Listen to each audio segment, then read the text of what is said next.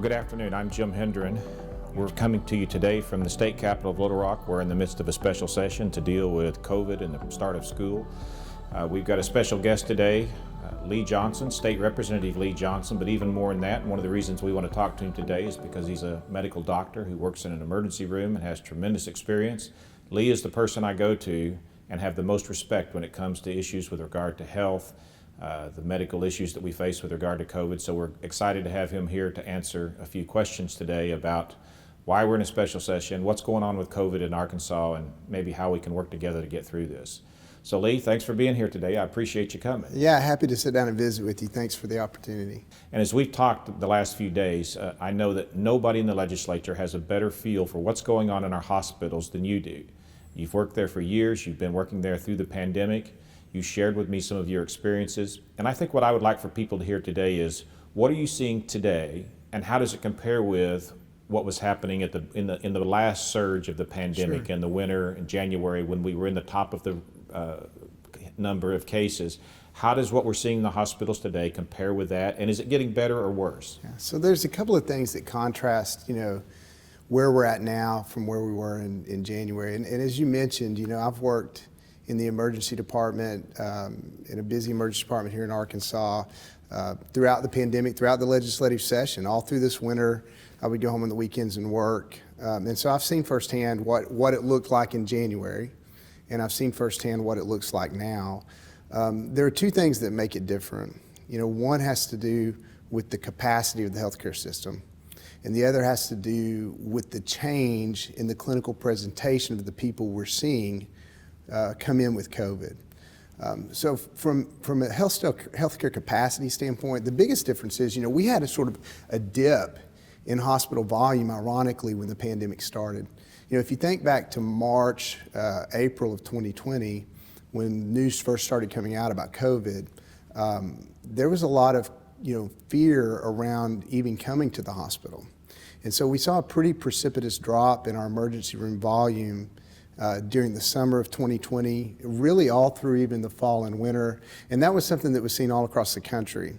And emergency room volume is really what drives hospitalizations. So most of the hospitalizations come through the emergency room. So, we had a lot of COVID in the winter, almost really identical to the amount of COVID we're seeing now. But we didn't have a lot of other non-COVID volume. So as we came into this summer of 2021, people, we were seeing the numbers decline. A lot of us, myself included, were feeling more comfortable with getting out and doing things. The vaccine was here, our numbers were down, and so we've seen a resurgence this summer of emergency room volume, hospital volume, back to levels above where it was pre-pandemic. So in addition to having to deal with the COVID volume, which is now at the height of where we've been in the pandemic, we're also having to manage an unusually large volume of non-COVID patients compared to where we were this past winter and this past summer. So to be clear, on the capacity issue, because you now have normal and above normal emergency use prior to what we had in the pandemic, and also couple that with higher COVID rates than we've ever had before, would you say that the hospitals are fuller than they've ever been? They're fuller than they've been in my career. I've worked at the same hospital for 22 years. I've worked as an emergency room physician in Arkansas for 25 years. We're in uncharted territory. This is an unprecedented time in the sense that every urban hospital in Arkansas is operating at capacity and have been for several weeks. And so it really creates a lot of challenges in caring for your patients that come to the urban hospitals in a timely fashion, and also creates backlogs in our rural hospitals. It has to be taking a toll on the workers as well. Oh, man. Yeah, it's been a hard year. I think for all of us inside and outside of healthcare, right? I mean, this has been a really challenging year.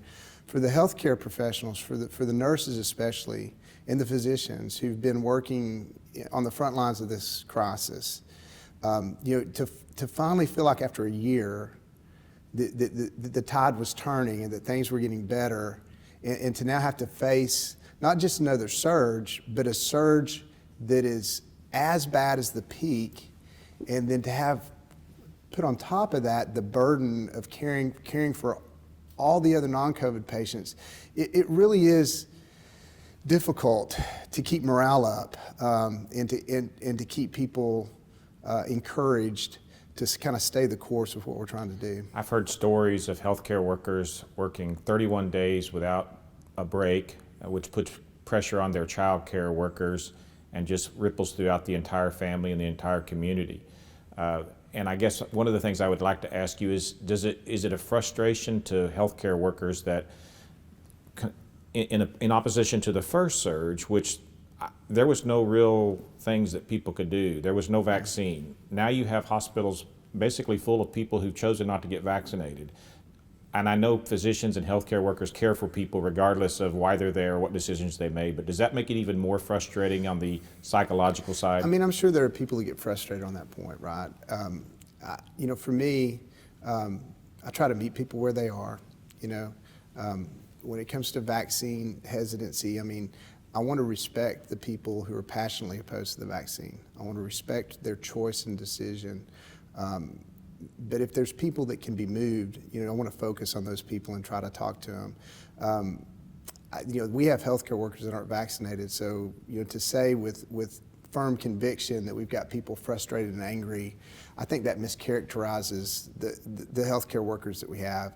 What we have is people that are spent, people that are tired, people that have worked for years and feel like because we're so short-staffed, it's almost like you feel trapped, right? Because you feel morally obligated to be there in this environment working because if you go home and take time off or you take a different job, there's no one lined up to step into this role in your place. And so I think more than frustration, people are just exhausted.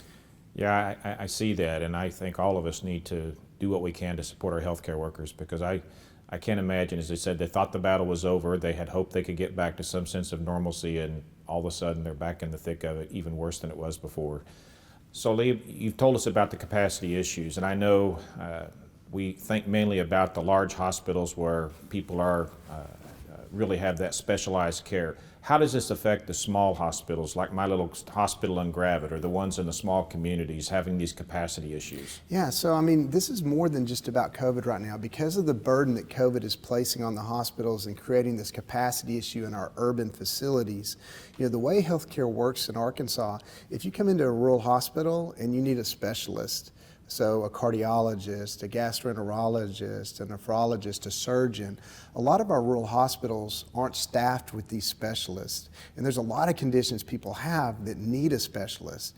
So traditionally what happens is you come into your hospital in Greenwood and you have a condition that needs a specialist, and we pretty quickly transfer you from that rural hospital to one of the urban facilities where the specialist care is available. Right now what's happening, because all of the urban hospitals are on a divert, which means they're not taking transfers because they're full and at capacity. You're seeing delays in care now in these rural facilities of sometimes days where people are waiting on a specialist where normally they would flow straight to the urban hospital. So this has a big downstream effect on rural Arkansas because now if you have a serious injury, a serious illness, and you end up not COVID, but some sort of serious illness, and you end up in a rural hospital where normally you'd be quickly transferred to one of our bigger facilities. That's not happening right now because the bigger facilities are full. And I'm concerned as time goes by, that's going to be a problem that gets worse. And so it is a time where people, if the tide doesn't turn soon, we're going to start seeing people in rural Arkansas dramatically affected, not just from COVID, but from all sorts of health issues because of delays in care. Yeah, I've heard stories from some of our small hospitals that they've had to call the 4-state area with almost no success and have had to actually transport patients as far as Denver, Colorado to find the specialist who can deal with the issue that they're looking for. And sadly, I've had one tell me that a patient passed away while they were unable to find anywhere to go with the resources that were necessary. No, there are all sorts of time-sensitive emergencies that occur on a regular basis that need quick care. And yes, right now, if that happens in a rural area, the physician on duty in the emergency room is relying on just calling in an increasingly wide range hospitals trying to find a landing spot and then coordinate that transfer. And oftentimes you call and call and call and can't find anyone, and you have to wait, and then you start calling again until you can find some spot that will take your patient. It's a terrible situation. And I just think that's so important for people who are vaccinated to understand as well. Until we get the population to a place where we take this burden off the healthcare system, even though you may not be at risk from COVID, our hospital is under such strain now that you may have problems receiving the health care you need in a timely fashion. Absolutely. You're gonna see, we're seeing right now, and you're gonna continue to see delays in care across the board, not just from COVID.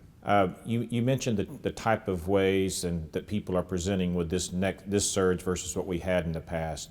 One of the statistics I read that really got my attention was in Northwest Arkansas, at least, the average age now was 39 of people who were in the hospital with COVID infections. Because as we all know, initially we thought, well, this is really just a disease that affects old people or people who have underlying health conditions. If you're strong and healthy, you're fine. And it at least appears to me that with this Delta variant, we're seeing something different. Is that accurate? No, that's absolutely true. I mean, the things that I'm convinced of throughout this pandemic, I'm seeing firsthand the type of patients we were seeing in the winter. And I'm telling you, this is different. This looks different, feels different. The patients are younger, they're healthier, and they're sicker, to be quite honest. I mean, and there's more. The volume, the pace at which we're seeing them, hospitalizations are at their peak, but we're also seeing people that we're letting go home. Just the number of people coming in that are positive for COVID,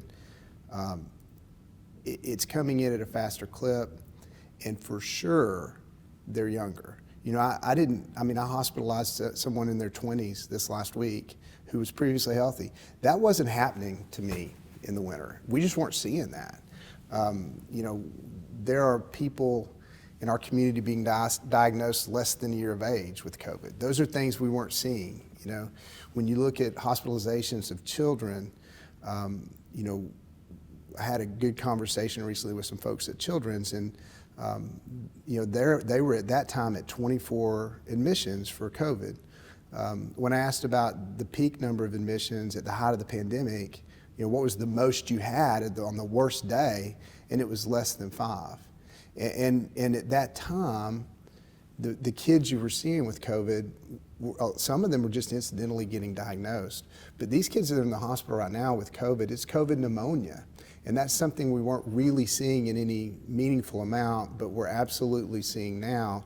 And so this entity, presumably the Delta variant, truly is a different animal than what I was experiencing and the people I was taking care of this past winter. And I think that's so important for us to try to communicate to people in Arkansas, is that Delta is different. A lot of people, I don't think, have realized that it's different on our hospitals, it's different on how it affects us, and it's certainly different on how it affects children. I mean, the point that you made that we have 5 times more children in Children's than we ever had under the previous variant, I think makes it clear that our kids are at risk to this disease, and it's a different animal. And I guess the fear is there going to be another variant? Is it going to continue to mutate? Will it get to a point where our vaccines are not effective? What are your thoughts on that, and how do we prevent that from happening? So, I mean, from the standpoint of the virus, it's going to mutate. That's what viruses do. As long as there are hosts for it to replicate in, it's going to have some mutations that eventually get selected for, because they are, things that make the virus more infective, things that make the virus able to replicate faster. These are the traits that are selected out for as a virus mutates. So as long as there's a big population of people to carry the virus around, there's the chance that the virus could mutate in a way where it becomes more virulent, makes people sicker, changes in what happens. And I don't think that's sort of if that's going to happen. It's sort of, that's what viruses do. It's just, is the next variant going to be worse or not worse? And it's hard to know. Well, that kind of brings us to the second topic I want you to talk about briefly, is because I think all of us know that the quicker we get this virus under control, the safer it is for everybody, the less likely we have mutations that shut us down again and cause more surges. And I think also, at least what I've been told, and you can confirm this, is the fastest way to get to that point is by people getting vaccinated. And I know we've been trying hard in Arkansas to encourage people to get vaccinated. The governor's been doing town halls across the state trying to address people's concerns. I will tell you that I've met with my employees, and I've found we're having a vaccine drive today at my company, and I'm hoping to get 50 or 60 people vaccinated. But that only came after a lot of conversations and listening to people's concerns about why is it that they're choosing not to get vaccinated. And we've talked about some of those issues. I try to help them understand our hospitals are full. Our healthcare workers need a break, and the way we can help our healthcare workers is to not end up in the hospital, and the way we do that is to get vaccinated. But there's a lot of concern out there about the vaccines. That's probably the biggest hesitancy that I had was there's information out there, it's not been fully approved by the FDA, it's an experiment, it's uncertain, they're frustrated with the level and the consistency of the information that they've gotten from the government. And so they're afraid to take it. And how is you as a physician, what's the best approach to try to help people understand those concerns, not minimize them, not talk down to them, but say, look, here's why we think this is still the best path forward? I think it's very important to recognize people's concerns as legitimate, right? I mean, this is a new vaccine. It wasn't something we were given a year ago. And so I think to just completely discount someone's concerns is probably non-productive. But with that said, there's a lot of people who have a concern or two that can be easily addressed, you know?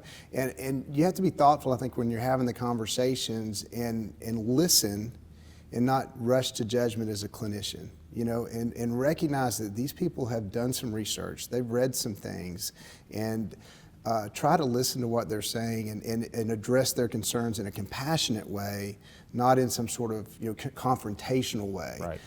I think you also have to accept as a physician that there's a subset of people you're just not going to reach. And that's okay. We don't need 100% of Arkansas to be vaccinated for this thing to be effective, right? I mean, if we could get to 75%, that would be a huge boon in our community and take a big load off. And so I think knowing who's reachable and who's not, and respectfully appreciating the folks that aren't reachable, but focusing on the people that are. There's a lot of people who I talk to, I try to have this conversation in the emergency department with everyone that comes in the door.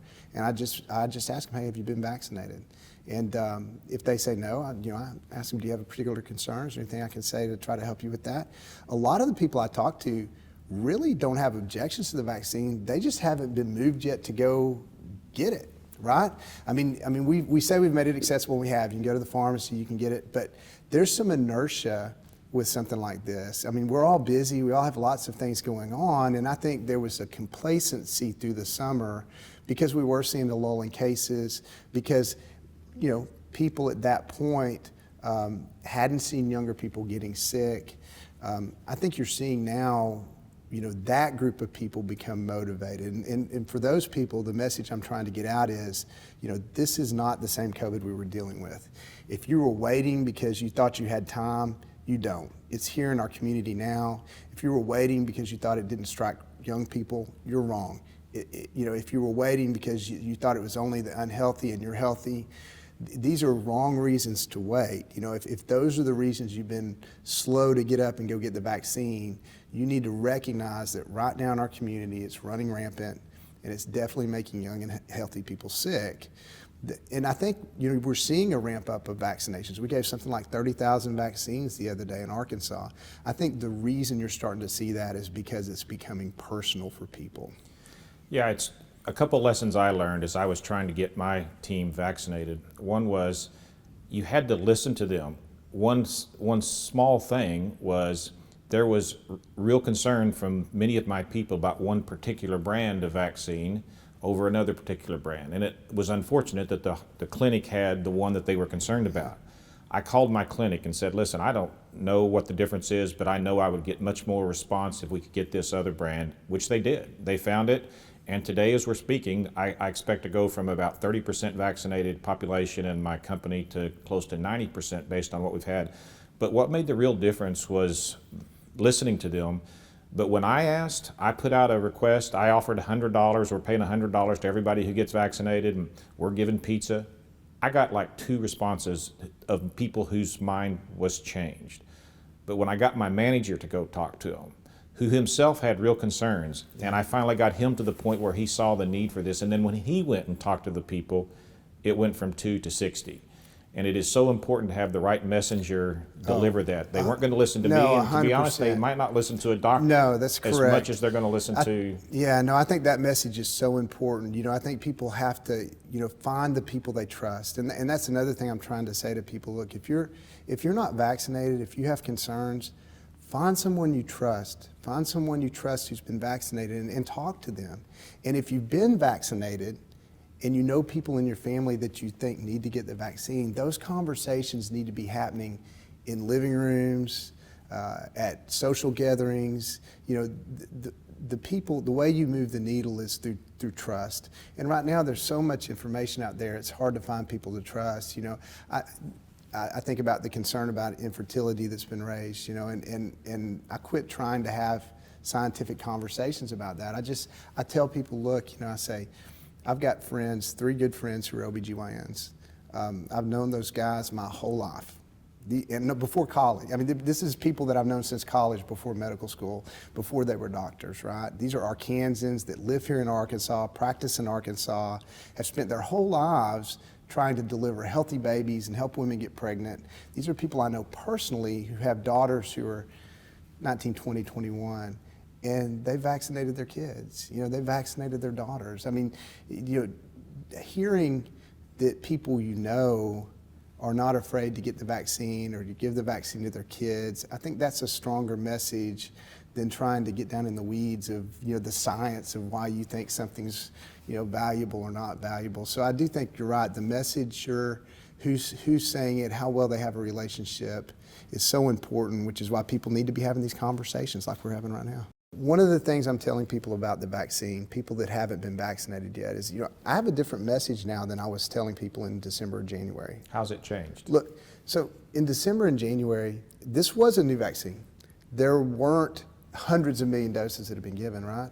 And we were seeing this COVID at that time was more of a disease of older people and people that weren't as healthy. So if you were 20 years old and healthy and wanted to see how things went, I could appreciate that stance in January. But right now, things have changed. I mean, this is a serious COVID infection that we're seeing. You're absolutely at risk now.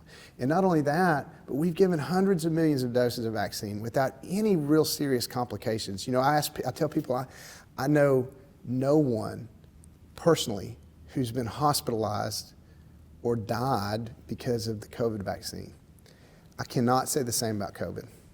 I personally know people who have been hospitalized, and I personally know people who've died from COVID. So this is about risk management. And right now, to me, no doubt, the risk of COVID for you, any age, any degree of health, is markedly more than any risk you might perceive from the vaccine. I think that's so important for people to understand, is the decision you made about vaccine prior to Delta needs to be reevaluated because the circumstances have changed dramatically. Absolutely. Yeah, that's right. And that's my challenge to anybody who sees this video is there are people who you can have an impact on that Representative Johnson can't. They're not going to listen to me. Twitter fights aren't going to do any good. But people who have been vaccinated and understand that it's important for people they care about, they'll listen to you. And you can be the one who makes the difference on helping us turn the tide in this by encouraging the people who trust you to make the same decision that you've made. And what was so effective about my manager is they all knew that he had the same concerns and was very reluctant to do it as well. And when they saw him get past that and understand it was not just for his own benefit and his own concern about becoming sick, it was about the understanding that it affected the company, it affected his family, it affected kids under 12.